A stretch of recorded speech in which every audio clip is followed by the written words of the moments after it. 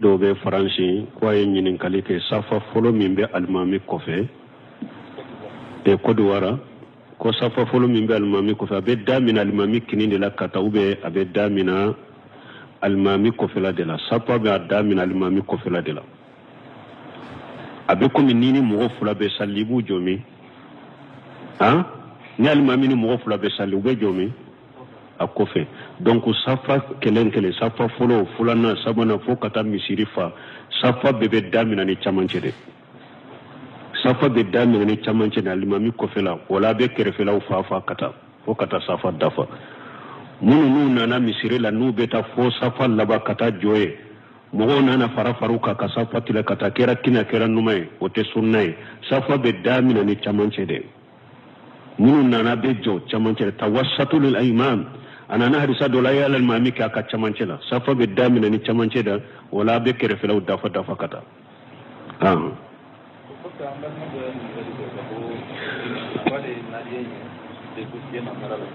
alhamdulillah ko muso ko alayya ce ka tuba kula san sabati ko bana ka muso da taraf da sena na tabda bajan kalare ko bana ka muso ko yalla dare gilla kine ka ta muso ta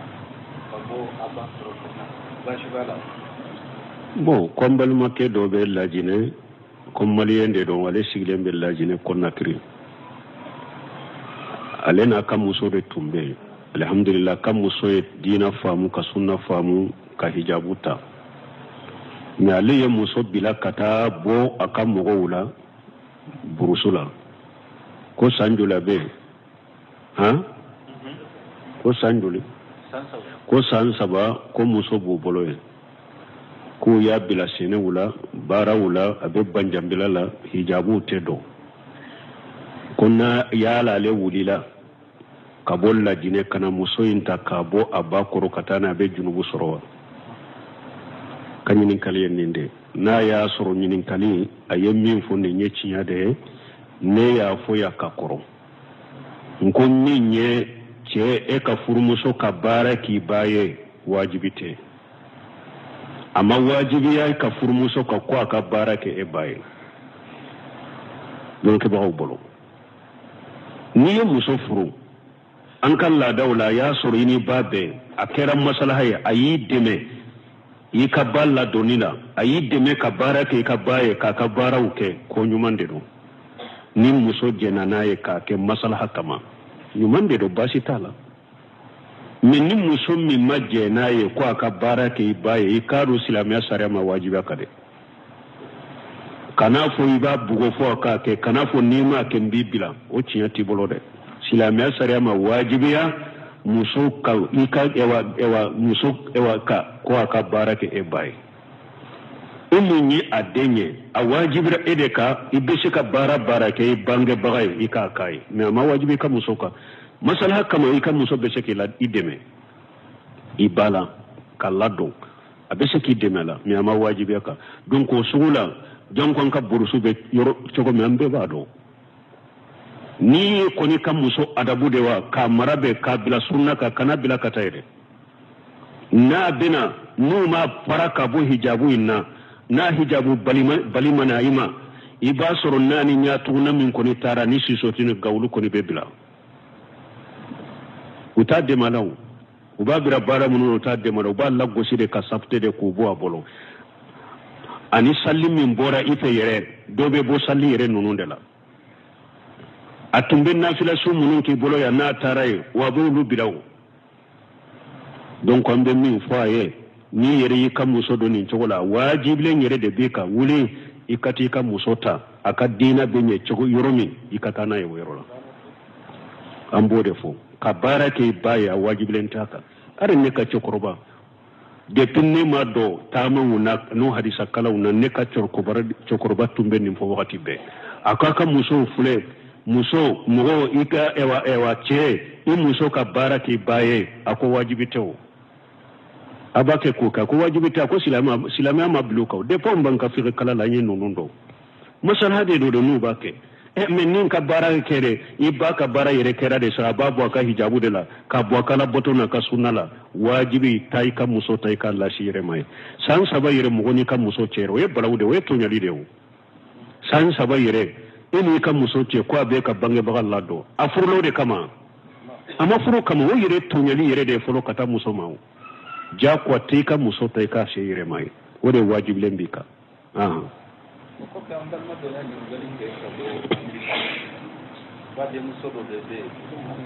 ka chaya re do ko la tikni yalla na asro islam sharia saka ko bu kusinna ko na be ka chaya ko bo ko ambal ma muso do be ko ale ka de muso kunsigi kacha ko so be yere de abad de guni do be se ka bola muso kuni kunsigi chayara chogo masiri de do muso ma na ale ka dem kunsigi chayara chogo arabu ka muso ka kunsigi tumbe chogo ma atena ulubo parce que ulu ka turu abese ka bufo ku kana fo o chamanche la ya muso aturu ema hari ci danye a hatibu min abi baltata yelletiri di muso mema ire way do ba fo ko yelletiri mbo akatta fe siri yorola ire way do ba fo ko yelletiri mbo akaturu do kono aya siri turu de kono bun hajaru yu fara nyogonka ako arabu ka turu tun ka jade turun ka jade turun kuumbe na fo a chamanche de la ayelle tirin siri turun kuunde la ka fini siraka arabu ka kunsigi tun ka jade akana fo ibola ima ya hari hiji yoro na alumura yoro silamiya sariya ma jena muso ka aka kunsigi kofe bolon koni hake abode bo turu kelema mi ate kofe ate di foni darura gelen nana muso kundo de sogora ube joli do de be muso kunkorola ate se ka furake abada ka yere soro fo akunsigi ka di ka bo ube ka dotige ka bolo ye darura de o ye furakeli bonda ni darura de mais ni o te ko a chayara ba de ko atai daga ka foi tige ka bola chide ni balili ka ko muso kun kana di kana ikana kofe ko ta tamma do ni ngadi ko fa mutan so alhamdulillah ko le ni mutan baralal am so kumba dare ya bla ka so aya so ko jara ya ba se ka fulana aya ko ke ka chimla ka ko abana ni ba teu kwa tiki don wanda ya ke do hale ba danga ka gen ka ba ya rada wa hala sara kana salaka kana do ka o sanilla hala ni ale ba dezali dum donana amuso ga mugo ya bismillah ka de don festo ale ka ba ewo ko mbal make do be murtane ko ale na kam muso de tumbe aya muso bila katabo akam mogola o kofe ale muso woreye o diara ye abake ko furu me abako oteke ale fana muso nyine akam mogofe o yesira yere bilale ale be ninke chokodi della kan njabi an ko sheikhul sirabun teme ka kuma do be akamina qaida ako bange baga bato wajibira mogo kade ni ya ke bange baga kan nafa bala ni ma ke bange baga ka tora bala e fana she bala ko koma sina ke ube she bala ko koma sina toye o de to ko bange baga bato me finna kelina toli an nafa shite ka bange baga ka me atoli tora be eka ako ma wajibi kan yoro la ko be bange baga bato misal ni yoro la ni bange baga ko ikana furu ambe la jeli de ke bange baga ka bali femmi fere na ya so islamiya sariya condition do de be bange baga ko ikana furu ayado muso inte sallide ube ikana furu parce que mushriki de do ube ikana furu wayin muso yi ani chekelente nyogon fe bange baga ko ikana furu ko do de kama doro ni islamiya sariya ka koye no de sabatirai kana furu de bange baga yi min fo ibo ba toy tanke na ko i kana furu ni islamiya ka kodo de be kana furu de mais ni bange baga ko i kana furu ama mana sifo ni islamiya sariya la no be se ka mo bali ka muso furu asima fo mais kana furu te doro donc ibe bange baga la faamu de wala ni muso yin fana e ka furu nyogomaye munye aka dina kanyi aka jogo kanyi abe mogo munu fana ka mara ni ka fe no ka dina kanu ka jogo kani muso diara ye diara muso ye ibange baga la famu abla fra nka famu aka hakili na wira nyona mba e ko ne kana ni furu munna nde ni ya ko kana furu ninde do nya fo to ni salamiya masalha yerala abe nyogum bilasira ni salamiya masalha ma yala fo to e fana ye muso kanu ni minye ko iba furu fana bo fo ibaye ni yaye ne ko nimbe ni furumba abetende iba laso kala famu na ya famu alhamdulillah na ma famu aka mo nyima munumbe abe mo munum bonya ibeta ko nya fo wuluye aya delinye akata kuma fe nyi muso do ya diare nye yesira bila maso nya nyina fa ka shira bila nye anka ko nke nyogon fe ibe mo bila la ka deli akacha ala fe dewo de ni bora ni sira nonu nye ko mbe noya mo kera choko hadamande yalla ibe mo do be abo makoto mo do be abo ka kuma bonya mo do be abo koto otala kana korto de mo bilala uka deli ni o kera be sira biliye abeba ke nyogon fe mais ni o shimanya muso kadi kadi muso sira bilala rebaro dina tiga jogo nyuman tigido afuru aka danga te foy kila ni mo danga fenare danga fenye minye danga ba tigimina mais ni mo danga fenna danga fente minye danga timina walaw nunu na ngona te danga de yeyo ni kana korto de parce que do yen wala ngona la burusu dola de muso do redo akwa be che do de fe muso yin fa bana minye awa akorkewu adogoni chema wulude ya ka wori juye aya fuye ko ninche masina ne ba fe akindama minya korokenu dogonu ye wulu koni jena naye uba dama abako ko ate dama abako furteke almami do de yole utarafu almami nye tumami ni fora akorkew na dogokew ya wole ko karsa furu koyi antum ba fe ka kemme amba masode amma kono doni amba maso folo amma kono doni donc ambe anyanyi ni la ja ulu tarafu almaminye ko almamin ka uba wala ka kuma fe u dogo muso ko be ninche fe akasira bila uka dama almamin ko alaye uba wala ka kuma fe ko munay ba fo idente dinni ma ko kuma jole masoro ko ale ko amande min fuye idde muso be chefe che ba fe silame sariya balili fensite kana do idenna ka kanu fenche musiwe min kare kana do na che ibe kun kolla shi yere made e ka toyo ka dama ka furama ko ba sitala tanke ya fote ne bina sira bidole ja deni kortola bolila che no fe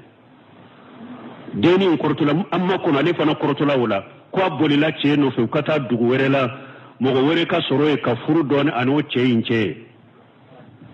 ka soro ka wori juta kalama okera donc on a nyogono korto kanate abe abaw bila sirade ni nogo yaye ani majigi aka mogo bila la uku deli ni obe desira sa muso infana kadi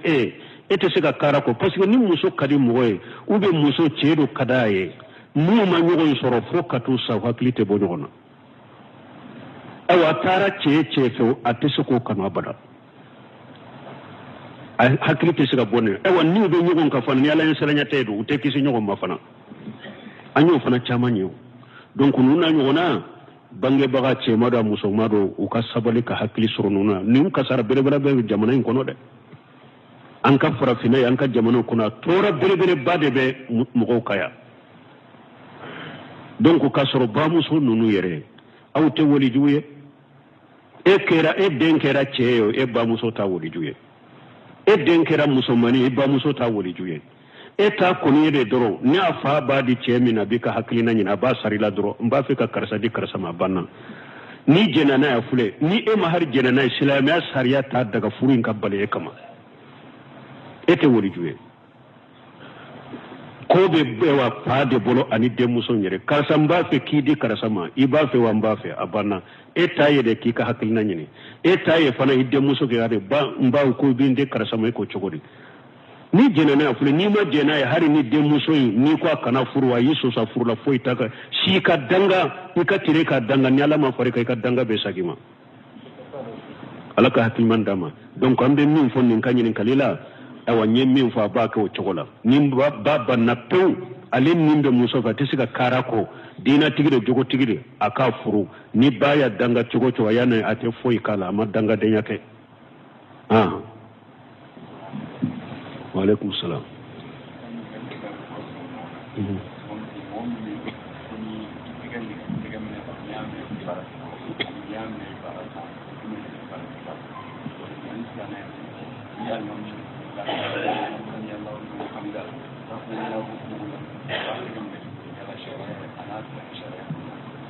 ni yin kali fula de ke yin kali folo bolo mina abe bolo fula ku mina kito salila abe mina baraji koro ube abe sanfede kuma sahle bolo fula be mina ku bila dishide ka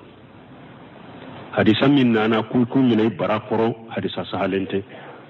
hadisa min sahala bolo fula be mina ku bila dishide la yin kali folo yin kali fula na ko yala ni wuli la kumbele mina la kasage ki ka bolo mina ubo ku jigi juman sahalendo kuma fula nana la doni ki baw bolo kuma folo tigi wulu ko ni wuli la kumbele bilala ki bolo fula jigi de ko munna ko pasige hadisa jele mana chiden bolo na ko na wuli la kumbele mina la ayesage ka ko bolo mina ko ani fana ko ciden ko ni wulila ki jo ko sufe be ka sagi anola munun ko ki bolo jigi kumbele bilali kofe ulu ka delila fule kuma fula na tigu ulu ko kumbele bilale kofe sagi ki ka bolo minade ko ode sunna do ba fu ko o damina na bumbaji de yo fu bumbaji tede ibn hajar al-haytami abodeka ibn hajar al-haysami abodeka ibn hajami muhalla abodeka abu hanifa kama jabi abu yusufu abodeka nunu bumbaji franche jambu ni nyokonche sarafu de temina mo tumba kakakoro bumbaji ya soroye bumbaji be sika fendo dina kono aya soroye de bo kuma fulana tigu luko kumbele bilale ko fe sagi kika bolomin ko de lay munye ko Bukhari hadisa min na Sahla bin Sadiq hadisa kana ya'muru an-nas an yada yaminahu ala sala kana ya'muru rajul an yada yaminahu ala shimalihi fi sala ko ciren tumbe munya mariya ika kinin bolo da numan bolo kan ni be sallila ko bada wurku be sallide rube te sallila ciren ko sallide qabla uruku ani bada uruku amu bonyona akoy ki bolo mina de kito sallida kumbele bilale fana ko fe be sallide la bon ko wa'il ibn hujri ka hadisana nasai kono ko kana rasulullah sallallahu alaihi wasallam yaqbidu isimalahu bi yaminihi ja kana qaima fi salat ko ciden tun kera abe kinin bolo ke kan numan bolo mina na jole be sallila ko bada urukuyi kumbele bilale ko fe ko jole be sallila ko du mina de awa ko mumunye ni fo ko hadisa mana ko ka sagiti ka bolo mina ko hadisa mana awnde ba fo uluye munun ko bolo fulaka mina kumbele bilali kofe awnde ba fo uluye na ya soro kumbele bilali kofe bolo tumbe jigide o de hadisa tumbe na lesiri kono la ciden ku kamina de na ya soro kumbele bilali kofe ute mina o de tumbe fo parce que sebo ko luye ciden jate mina fembela ni ciden wulila kumbele mina la ko abejo kadwa uke joli ja fu ulu yere ba jate mina ko ciden nyina na sujudu ko abe o joli janke o ko ciden tumbo joli jammin ke sebo nye koro na ya soro ciden tumbe bolo fula jigi la nugula ileina o tumbe takano fanye me seba kelema dele kafo ko abe wuli ka jo ka je wa do janka ba bolo jiga ma fo ammo yen o ka delila wore ukonna ya suru ciden kuni ibe sallila ibolo fulamina akoy jole salla ibolo fulamina ni hadisa be mun bolo tani ikata ewa sani kumbele ewa sani kata kumbele bila ani kumbele bila linye ni hadisa be mu min bolo ko ciden ye joli fulay mbonyo konkoro kafo kumbele bila linye bolo be mina ni kumbele bila li kofe bolo be bila de na ya suru hadisa be ce min bolo ko ciden ye joli fulay mbonyo konkoro o iranna ke na ya suru hadisa be ni ciden ko kumbele bilali kumbele nye minani ani kumbele kofe na ya suru hadisa be mo min bolo ciden ye joli fulay mbonyo konkoro o hadisa na tankai hadisa te o ka delire dawe munye fana o ko cide depuis kabaru folo fo kati bo sallila bolo be ke chogo cide nya be fo ako kabaru iki bolo fula bila kama hakela ube tiro hake kabaru kofe iki bolo bila idisila ni kalamba na iki bolo fula kurota kama hake kata urukula ko ni tara urukula ika bolo fula mina kakumbele bolo fula ke kakumbele mina ni tara sujudu la ika sujudu ke bolo fula ni nyogonje ni bora sujudu la bolo fula bila ika woroka ni be tahiyala akwai ka ewa kinun bolo ka abe kuru ka ewa nyi sababa bolon kuni ye iko sama ka benya fo uko na ya soro bada urukoyi do yoro were tumbe bolo fula la ni disite la bayana lena kiren tumbo banganye aye bolo chogo befo depuis ni sali damina fo kata bila na ya soro do yoro be bolo fula la kumbele bilali kofe ni disite atumbo bangewo no fora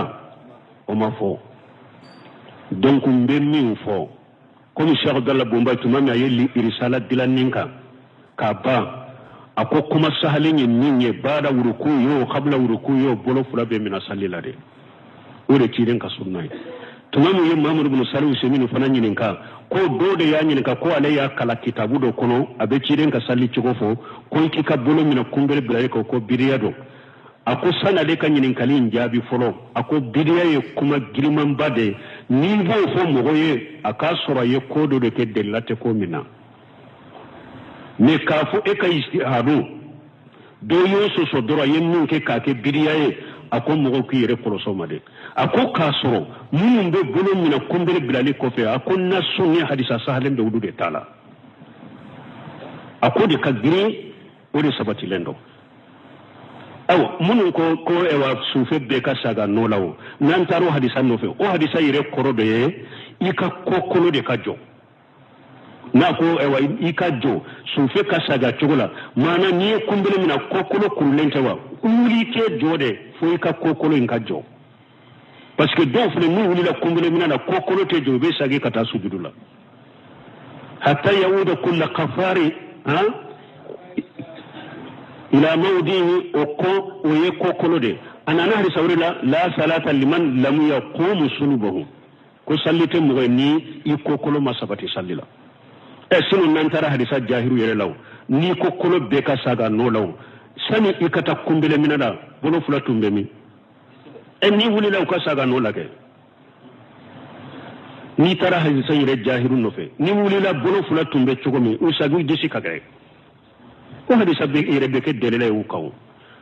tumami Cheikh do be Albani ka kalande do be kitabu do dilan nunka ni Albani hakilina Cheikh Albani hakilina mi fo nami don ko tota bora nyogon koro abe delele ni Albani ta de ka giri aba fo Cheikh de ta ka giriya ni Albani ta mangiri abo fo tumami o kuma nan yoro ka ko ciyala ako munun ko kumbele bilali ko fe bolo fula kamina uludi ni delele kasuru uludi ni delele kasuru ani fana nebe min fo kalande un fana ye Albani yere min kele jiya kono katema be kata asubu de do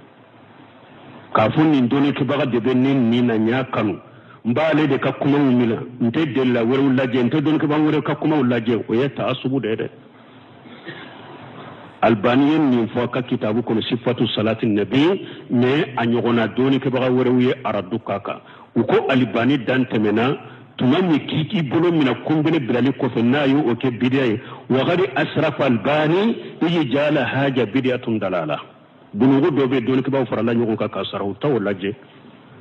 no sera bolo fula mina lilla kumbele bilali kofe ba fote ko Sheikh Albani dan temena tumani ayenne kumbele bilali ko fe ki bolo fulamina na ko bidia do fili bantare do ko dan temena ni yorola don ko bawo yenyo soso ka mustahabu yala mustahabu do ube mustahabu te don ko bawo yenyo soso la me ka fo bidia do fili de do ko ye dan temede bidia te filite ahmad ibn hanbali de la kanini kanina